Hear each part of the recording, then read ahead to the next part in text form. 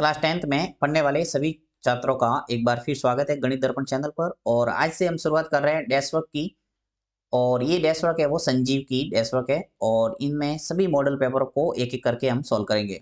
अब आपकी परीक्षा है वो काफ़ी नज़दीक है, मार्च महीने में जैसा कि निर्धारित हो चुका है बोर्ड द्वारा। 3 मार्च से बोर्ड के एग्जाम है वो शुरू होंगे। अब आपका टाइम टेबल आ जाएगा, 12वीं की परीक्षा शुरू होने के जस्ट कुछ दिनों के बाद में आपकी परीक्षा है वो शुरू हो जाएगी। तो यहाँ पे आपको अब पूरा 1 महीने, डेढ़ महीना जो भी समय रहा है, इसमें आपको अच्छे ढंग से, ईमानदारी से ध्यान देना है अपनी स्टडी में।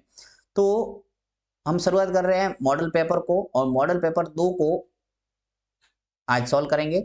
इसके अंदर जो पार्ट अ है, भाग अ है, उसके अंदर सभी ऑब्जेक्टिव टाइप प्रश्न मिलेंगे। ऑब्जेक्टिव टाइप प्रश्न है वो प्रत्येक प्रश्न है वो 1-1 नंबर का मिलेगा। तो इन सभी प्रश्नों को हम सॉल्व करेंगे और किस ढंग से आपको आंसर देना है। सिर्फ यहाँ मैं आंसर नहीं बताऊंगा क्योंकि आंसर तो आपको मॉडल पेपर का जो सॉल्व किया हुआ मिला है वहां से आपको आंसर तो मिल जाएगा। सिर्फ आंसर से मतलब नहीं है, आपके उत्तर आपको निकालना आना चाहिए, यानी प्रश्नों को हल करके किस ढंग से आंसर को प्राप्त करना है, तो वो यहाँ समझने वाली बात है। तो यहाँ पे मैं सभी मॉडल पेपर के एक एक करके सभी प्रश्नों को हल कराऊंगा, तो आपको ईमानदारी से इसमें पूरी तरह से ध्यान देना है। तो चलिए शुरू करते हैं। यहाँ पे मैं लेता हूँ सबसे पहला पार्ट ए। ठीक है, पार्ट ए के अंदर जो पहला प्रश्न दे रखा है, देखिए क्या दे रखा है कि संख्या 441 बटा 2 की घात 2 इंटू 5 की घात 7 इंटू 7 की घात 2 का दशमलव प्रसार कैसा होगा।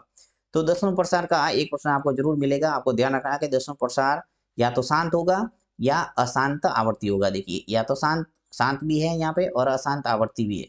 अब इनमें से कौन सा आंसर है वो सही है, उसका पता कैसे करना है। ये यहाँ पे जो भी आपको संख्या मिलती है उसमें हर जो दे रखा है उससे ही पता चलेगा इसका।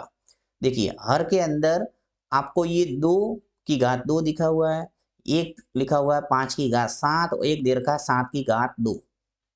तो यदि आपको हर के अंदर हर में सिर्फ 2 की घात और 5 की घात कोई दिखती है, यानी 2 की घात m इंटू 5 की घात n का रूप अगर नजर आता है तो दशमलव प्रसार कैसा होगा, शांत। और यदि ऐसा रूप नहीं है, यानी इसके अतिरिक्त और कोई संख्या आ जाती है, कोई भी 2 और 5 के अतिरिक्त कोई भी संख्या और यहाँ आ गई, तो दशमलव प्रसार कैसा होगा, अशांत आवर्ती। जैसा कि यहाँ पे देखिए 2 की घात 2 है, 5 की घात 7 है और एक 7 की घात 2 और मिल गया, ये एक्स्ट्रा आ गया। ठीक है, यानी इसका दशमलव प्रसार है वो कैसा होगा, अशांत आवर्ती। इसका जो आंसर है वो अशांत आवर्ती है, क्योंकि यहाँ पे 7 की घात 2 और दिख रहा है। अगर सिर्फ ये दिखता हो, अगर 2 की घात 2 और 5 की घात 7 दिखता मुझे, तो मैं क्या कहता कि दशमलव प्रसार है वो कैसा है, शांत। तो सिर्फ आपको ये ध्यान रखना है कि 2 और 5 के अतिरिक्त कोई और संख्या दिखती है तो दशमलव प्रसार कैसा होगा, अशांत आवर्ती। और जिसमें 2 और 5 ही दिखता है वो दशमलव प्रसार कैसा होगा, शांत। ये हो गया पहला प्रश्न। नेक्स्ट दूसरा। और आगे मॉडल पेपर में ऐसे प्रश्न मिलेंगे जहां हम विस्तृत और चर्चा करेंगे इसके बारे में। आगे बढ़ते हैं। यदि P और Q एक द्विघात बहुपद है, ax² plus bx plus c के शून्यक हैं, तो P प्लस Q का मान ज्ञात कीजिए। यहाँ पे आपको सीधा याद रखना है कि शून्यकों का गुणनफल और शून्यकों का योग क्या होता है। देखिए शून्यक यहाँ P और Q के रूप में लिया है, तो P प्लस Q होगा वो माइनस बी बट्टा ए होगा। यहाँ से ax² plus bx plus c द्विघात बहुपद दे रखा है व्यापक, तो यहाँ आंसर सीधा ही आपको याद रखना बी होगा माइनस बी बट्टा ए। और यदि आपको गुणनफल पूछा जाता है, जैसे यहाँ पे पी और क्यू भी पूछ सकते हैं ऐसे प्रश्नों में, तो गुणनफल होता है सी बट्टा ए। तो दोनों हमेशा याद रखना है। एक हम अल्फा और बीटा के रूप में भी याद रखते हैं कि अल्फा प्लस बीटा क्या होता है, माइनस बी बट्टा ए। और अल्फा बीटा यानी शून्यकों का गुणा क्या होता है, सी बट्टा ए। तो ये सीधा ही आपको सूत्र के रूप में याद रखना है। नेक्स्ट है तीसरा। तीसरा क्या है, देखिए कि समीकरण y माइनस 3 बट्टा 7 माइनस एक्स बट्टा 2 बराबर 1 में यदि y बराबर 10 है तो x बराबर क्या होगा। तो यहाँ पे x का मान पूछा है और y का मान बोला है कि 10 हो तो ये जो समीकरण है, इस समीकरण के अंदर आपको y के स्थान पर 10 रख के इसको सॉल्व करना है। तो चलिए मैं यहाँ आपको बता देता हूँ। देखिए समीकरण क्या है, y -3 बट्टा 7 माइनस एक्स बट्टा 2 बराबर 1। ठीक है, ये समीकरण था। अब ये कह रहा है कि y बराबर 10 हो तो y के स्थान पर 10 रखो, ये 10 रख लिया। फिर -3 बट्टा 7 माइनस एक्स बट्टा 2, ये ऐसा का ऐसा बराबर 1। अब देखिए 10 में से 3 गया तो 7 बचा और 7 बट्टा 7 माइनस एक्स बट्टा 2 बराबर 1। 7 में 7 का भाग गया तो 1 आ गया, 1। फिर माइनस एक्स बट्टा 2 बराबर 1। 1 को पक्षांतर कर दो इधर, तो माइनस एक्स बट्टा 2 बराबर क्या रह जाएगा, देखिए 1। ये जो राइट हैंड साइड में 1 था ऐसा का ऐसा, ये जो 1 है वो पक्षांतर होके इधर जाएगा तो क्या आ जाएगा, माइनस का 1। तो इस ढंग से देखिए माइनस एक्स बट्टा 2 बराबर आ जाएगा 0। 1 में से 1 गया, क्या बचा 0। वज्र गुणन करेंगे तो क्या आ जाएगा, देखिए माइनस एक्स, ये जो 2 है इसका गुणा सीधा 0 से होगा तो क्या आ जाएगा हमारे 0, अर्थात x का मान आ गया 0। तो यहाँ से जो 0 है वो सही आंसर होगा इसका। तीसरे का आंसर क्या हो गया, 0। आगे बढ़ते हैं, नेक्स्ट है चौथा प्रश्न। चौथा प्रश्न दे रखा है कि समीकरण x माइनस 3 का होल स्क्वायर बराबर 3 के मूल है, यहाँ मूल है पूछा है। तो देखिए यहाँ किस ढंग से इसको सॉल्व करेंगे, मैं लेता हूँ इसको नीचे। यहाँ पे देखिए x माइनस 3 बराबर है स्क्वायर बराबर 3। अब x माइनस 3 से यहाँ से 2 घात है, इसको मैं हटाऊंगा तो आगे वर्गमूल का चिन्ह आ जाएगा। तो x माइनस 3, ये आपको पता है कि जब भी घात हटती है तो आगे वर्गमूल का चिन्ह आता है। तो यहाँ पे वर्गमूल का चिन्ह आ जाएगा 3, और वर्गमूल हमेशा प्लस में और माइनस में आएगा। अब x बराबर क्या हो जाएगा, देखिए ये माइनस का 3 है वो पक्षांतर होके इधर जाएगा राइट हैंड साइड में, तो आ जाएगा 3 फिर प्लस माइनस और √3, यानी कि इसका जो आंसर है वो असही है, 3 प्लस माइनस √3। फिर देखिए पांचवा प्रश्न।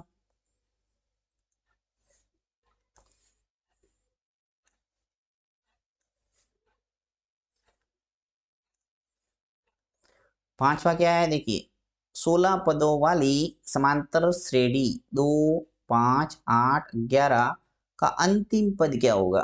और 16 पदों वाली समांतर श्रेणी है, इसका मतलब इसका जो अंतिम पद है वो क्या होगा, 16वां पद ही तो अंतिम पद होगा। तो अंतिम पद पूछा है यानी 16वां पद आपको पूछा है, तो A16 पूछा है। तो यहाँ पे A16 बराबर क्या हो जाएगा, A प्लस 15D। ये आपको मैंने सीधा ही शॉर्टकट बताया हुआ है कि जब यहाँ पे जितनी संख्या है उससे एक कम कर दो और डी के आगे लगा दो। ये कैसे आता है ये भी मैंने आपको बताया हुआ है। देखिए ए एन बराबर ए प्लस एन माइनस 1 और डी। ए एन बराबर यानी 16 पद निकालना तो ये 16 आ जाएगा, फिर ए एन के स्थान पर 16 माइनस 1 और डी।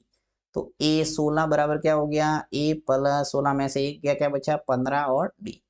तो इस ढंग से आपको सीधा याद रखना है कि जब भी जो पद पूछा उसे एक कम करके डी के आगे लगा दो, ये प्लस 15D। जैसे यहाँ 15वां पद पूछा होता था मैं लिखता ये प्लस 14D। तो ये तरीका सीधा याद रखना है जिससे हमारा जल्दी काम हो जाएगा। तो देखिए A16, क्योंकि यहाँ ऑब्जेक्टिव टाइप प्रश्न है तो A16 बराबर क्या आ जाएगा, ए। अब ए है वो प्रथम पद, प्रथम पद यहाँ से निकाल दो 2, ये आ गया 2, फिर प्लस और 15 इंटू डी। डी कैसे निकालते हैं, दूसरे पद में से प्रथम पद को घटाना है। तो यहाँ से हम जब 5 में से 2 को घटाएंगे, देखिए ये 5 है, इस 5 में से इस 2 को घटाएंगे तो क्या आ जाएगा 3, ये आ गया 3। करो इसको सॉल्व, देखिए 2 15 और 3 का गुणा करेंगे तो क्या आएगा 45, और 45 और 2 मिलके क्या हो गया 47, 47। तो इसका जो आंसर है वो अ है। पांचवे का जो आंसर क्या आ गया 47। आगे बढ़ते हैं छठा प्रश्न। छठा प्रश्न है वो क्या है आपके, देखिए सिंपल सा प्रश्न है, मौखिक प्रश्न है कि ऐसी सरल रेखा जो वृत्त की परिधि को केवल एक ही बिंदु पर स्पर्श करती है उसे क्या कहते हैं, स्पष्ट है, स्पर्श रेखा कहेंगे उसको। फिर दो बिंदुओं 0 cos थीटा तथा साइन थीटा और जीरो के मध्य की दूरी है। आपको दूरी सूत्र का प्रयोग करना है यहाँ। देखो कैसे दूरी निकालेंगे। यहाँ दो बिंदुओं के बीच की दूरी का सूत्र होता है ये x2 माइनस x1 का whole square plus y2 minus y1 का होल स्क्वायर। ये आपको सूत्र अच्छे ढंग से याद रखना है। ये सीधा भी आपको पूछा जा सकता है फॉर्मूले के रूप में भी, तो ये सूत्र आपको याद होना ही चाहिए। अब देखिए यहाँ x2 माइनस x1, x2 क्या है, देखिए ये x1 है और cos थीटा है वो y1 है, साइन थीटा x2 है और जीरो है वो y2 है। तो x2 माइनस x1 यानी साइन थीटा माइनस x1 यानी जीरो। कुल मिला के पहली संख्या आई, इस दूसरे ब्रैकेट की पहली संख्या में से पहले ब्रैकेट की पहली संख्या को घटा दो, तो साइन थीटा में से जीरो गया, उसका स्क्वायर आ जाएगा। फिर दूसरी संख्या में से दूसरी संख्या घटा दो, y2 माइनस y1 यानी जीरो में से cos थीटा घटा दो, zero minus cos theta. Sine theta में से जीरो जाएगा तो आ जाएगा हमारा साइन स्क्वायर थीटा। फिर प्लस इसी प्रकार देखिए यहाँ पे जीरो में से cos थीटा जाएगा तो cos थीटा ही रहेगा और cos थीटा का वर्ग करेंगे तो cos स्क्वायर थीटा। अब सब जानते हैं sine square theta plus cos square theta क्या होता है, एक, और एक का वर्गमूल निकालेंगे तो क्या आएगा, एक। यानी इसका जो आंसर है वो आ जाएगा हमारा अ, फर्स्ट इसका आंसर है। नेक्स्ट है आठवां प्रश्न। आठवां दे रखा है 2 कोसेक 30 सेक 30 बराबर है। यानी यहाँ पे आपको त्रिकोणमितीय अनुपात की जो सारणी है वो आना चाहिए, तभी ये प्रश्न हो सकेगा। तो त्रिकोणमितीय अनुपात की सारणी अगर बनाना नहीं आता है तो आप प्लेलिस्ट में जाके उस वीडियो को देखना जो मैंने बनाया हुआ है, तो यहाँ पे उसका उपयोग जरूर होगा। तो देखिए 2 कोसेक 30, अब कोसेक 30 का मान टेबल से लिखना है और टेबल से मैं सीधा लिख लेता हूँ, यहाँ पे 2 आएगा, यानी कोसेक 30 का मान टेबल से 2 आएगा। फिर इंटू सेक 30 का मान होता है 2/√3, ये भी टेबल से आपको लिखना है। अब इसका सॉल्यूशन होगा वो इसका आंसर होगा, तो 2 इंटू 2 कितने हुए 4 और 4 इंटू 2 कितने हुए 8, तो 8/√3 आ गया आंसर। यानी इसका जो आंसर है वो आ गया द। ठीक है, तो टेबल आएगा तभी ये प्रश्न होगा। नेक्स्ट करते हैं।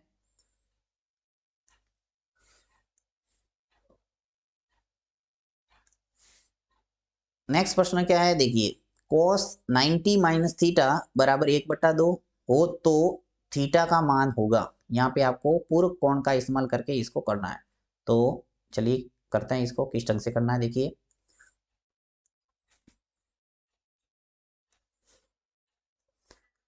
cos 90 माइनस थीटा तो क्या होता है, देखिए cos 90 माइनस थीटा होता है वो क्या होता है, साइन थीटा, ये सब जानते हैं।